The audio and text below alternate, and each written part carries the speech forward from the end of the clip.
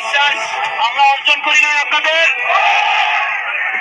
আপনাদেরকে বলা হয়েছে যারা আমার ছাত্র ভাইদের সাথে অন্যায় করছে সবাইকে বিচারের আওতায় আনা হবে।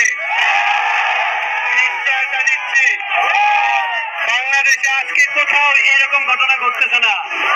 আপনারা কি নীলফামারীর গায়ে কালি মাখবেন নাকি? তাহলে এমন করতেছেন কেন ভাই? বিচার তো অবশ্যই হবে, বিচার তো অবশ্যই হবে। এখন শোনেন শোনেন আমার কথা শোনেন শোনেন বাংলাদেশে কোথাও এই ঘটনা ঘটে নাই। আমি বলি আপনি আমার ভাই পুলিশ